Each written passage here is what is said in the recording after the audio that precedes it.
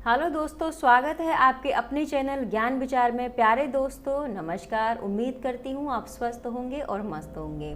प्यारे दोस्तों, आज फिर मैं एक नए विषय पर आपको बताने वाली हूँ, जिसमें कि मैं आपको बताऊंगी कि हमारे घर में देवी देवताओं की कितनी मूर्तियाँ स्थापित होनी चाहिए, हमें कितनी मूर्तियाँ रखनी चाहिए। देखिए, जैसा कि आपने बहुत लोगों के घरों में देखा होगा कि उनके मंदिरों में अनगिनत मूर्तियां रखी रहती हैं एक ही देवी देवता की। ठीक है, लेकिन ऐसा करना वाकई में अच्छा है या गलत है, इसके बारे में मैं आपको बताऊंगी। देखिए, हम कहीं भी जाते हैं घूमने फिरने के लिए किसी भी धार्मिक स्थल पर, तो एक यादगार के तौर पर वहाँ से हम उस देवी देवता की मूर्ति लाकर अपने घर में रख देते हैं।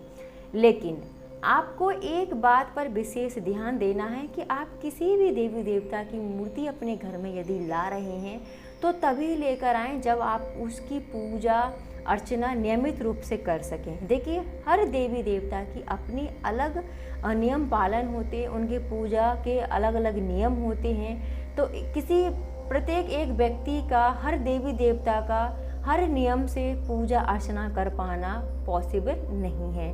तो इसलिए कोशिश करें अपने मंदिर में उन्हीं देवी देवताओं की मूर्ति रखें जो कि आपके इष्ट हैं और जिनकी आप नियम से पूजा अर्चना कर सकें।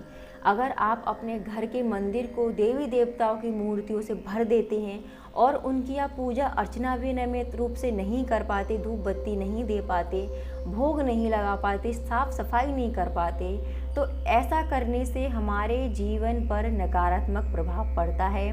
तो मैं आपको यहाँ पर यही बताऊंगी कि आप ऐसा बिल्कुल भी ना करें।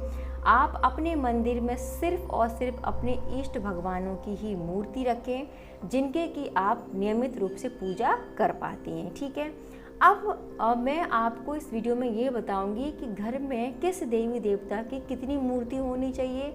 अगर आप ज़्यादा रखते हैं, कम रखते हैं, तो उससे आपके जीवन पर क्या प्रभाव पड़ता है। देखिए, आपने घरों में गणपति बप्पा की तो बहुत सारी मूर्तियाँ देखी होंगी, क्योंकि अक्सर घर में या हम कहीं भी शादी में जाते हैं, किसी भी फंक्शन में जाते हैं, तो गणपति बप्पा को हम एक दूसरे को गिफ्ट के रूप में देते हैं। तो हमारे घरों में बहुत सारे देवी देवताओं में से गणपति बप्पा की मूर्तियाँ बहुत ज़्यादा इकट्ठी हो जाती हैं। तो ये प्रश्न बहुत पूछा जाता है कि मेरे घर में 3 हैं, मेरे घर में 4 हैं, मेरे घर में 5 गणपति बप्पा हैं, तो इससे कोई अशुभ कार्य तो नहीं होगा, ये कोई गलत प्रभाव तो नहीं डालेगा। तो देखिए, अगर आपके घर में सम संख्या में गणपति बप्पा की मूर्तियां हैं तो कोई परेशानी नहीं है, और हमेशा कोशिश करें कि सम संख्या में ही गणपति बप्पा की मूर्ति रखें। जैसे 2 हैं, 4 हैं, 6 हैं, इस तरीके की संख्या में आप गणपति बप्पा की मूर्ति अपने घर में रख सकते हैं। लेकिन विषम संख्या में ना रखें। अगर विषम संख्या में आप बप्पा की मूर्तियां अपने घर में लगाते हैं मंदिर में या किसी भी स्थल पर, तो उससे आपके घर में अशुभ कार्य होने लगेंगे। आपको ऐसा बिल्कुल भी नहीं करना है। ठीक है, कोशिश करें कि आप गणपति बप्पा की मूर्तियां अगर किसी को दे रहे हो तो हमेशा बैठी ही अवस्था में ही दें, या घर में आप अपने घर में गणपति बप्पा की मूर्ति लेकर आ रहे हैं तो बैठी ही अवस्था में लेकर आएँ। ठीक है, तो आपको इस बात का ध्यान रखना है। दूसरा, हम बात करते हैं कि घर में शिवलिंग रखना चाहिए या नहीं रखना चाहिए। देखिए, घर में शिवलिंग बिल्कुल भी नहीं रखना चाहिए, ये बहुत ज़्यादा सेंसिटिव होता है। तो कोशिश करें, अगर आप घर में शिव की पूजा करना चाहते हैं, आराधना करना चाहते हैं, तो आप तस्वीर में जो भगवान शिव जी होते हैं वो लेकर आएँ। और शिव परिवार की अगर मूर्ति आपके घर में है तो बहुत ही ज़्यादा लाभकारी रहती है, जिसमें माँ गौरी हों, गणेश भगवान हों, कार्तिक हों, भगवान शिव जी हों। तो गणेश परिवार की अगर मूर्ति लाते हैं, तस्वीर लेकर आते हैं, तो वो ज़्यादा लाभकारी होता है उसके जो शिवलिंग के बजाय। आप शिवलिंग ना रखें, वो बहुत ज़्यादा सेंसिटिव रहता है। माँ भवानी की भी मूर्ति आप 1 रखें या फिर 2 या फिर 4, 3 नहीं होनी चाहिए। 3 बहुत ज़्यादा विनाशकारी होती हैं, बिल्कुल अच्छी नहीं होती हैं आपके घर के लिए।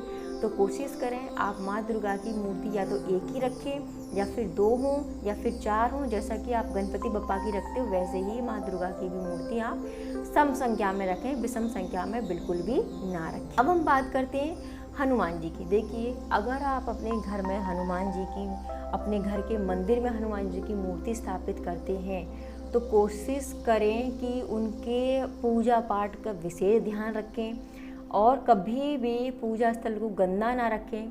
अगर हम जैसे जो घर की महिलाएं हैं जो मासिक धर्म से होती हैं, उस समय साफ़ सफाई का, स्वच्छता का बहुत ध्यान रखें। और आप ऐसी स्थिति में हैं तो मंदिर से दूरी बनाकर रखें, क्योंकि हनुमान जी की पूजा अर्चना करना, उनका ध्यान रखना, उनका रख रखाव बहुत ही ज़्यादा टफ होता है, कठिन होता है। इसलिए उनकी मूर्ति को लेकर मैं आपको यही कहूँगी कि उनकी पूजा पाठ और मूर्ति का विशेष ध्यान रखें आप, और एक ही मूर्ति स्थापित करें, एक से ज़्यादा मूर्ति स्थापित नहीं करनी चाहिए। मंदिर में बैठे हुए जो हनुमान जी की प्रतिमा होती है वो अच्छी होती है, तो बैठे हुए हनुमान जी की प्रतिमा आप रखें। श्री राम के परम भक्त हनुमान जी ब्रह्मचारी हैं, जैसा कि आप जानते हैं। इनके पूजा से जुड़े नियमों का सख्ती से पालन करना होता है, इसलिए इनकी अधिक प्रतिमाएं घर में रखने से आपको बचना है। ध्यान रखें इस बात का, ठीक है। अब हम बात करते हैं बाल गोपाल जी की। देखिए, बाल गोपाल तो आपको घर घर में मिल जाएंगे, तो बाल गोपाल की भी आप एक ही मूर्ति अपने घर में रखें। श्री कृष्ण के बाल स्वरूप की प्रतिमा की प्राण प्रतिष्ठा करने की आपको जरूरत नहीं होती है, क्योंकि लड्डू गोपाल की मूर्ति स्वयं सिद्ध मानी जाती है। इसे सीधे घर में स्थापित आप कर सकते हैं, और इसको भी आप एक ही रखें, अनेक नहीं आपको रखनी है, ठीक है। और जैसा मैंने आपको वीडियो के प्रारंभ में ही बता दिया था कि घर में किसी भी देवी देवता की एक से अनेक मूर्तियां ना रखें, सिर्फ एक ही मूर्ति रखें, ठीक है। अगर आप चाहते हैं कि उनकी पूजा अर्चना सही हो और आपके घर में सुख समृद्धि बनी रहे और आपके कार्य सभी अच्छे से होती रहें, ठीक। तो मेरे प्यारे दोस्तों, अगर आपको ये वीडियो अच्छी लगी हो तो प्लीज़ इसको लाइक शेयर ज़रूर करिएगा। मैं नेक्स्ट वीडियो में मिलती हूँ नेक्स्ट टॉपिक के साथ। तब तक के लिए आप अपना ध्यान रखिए। धन्यवाद।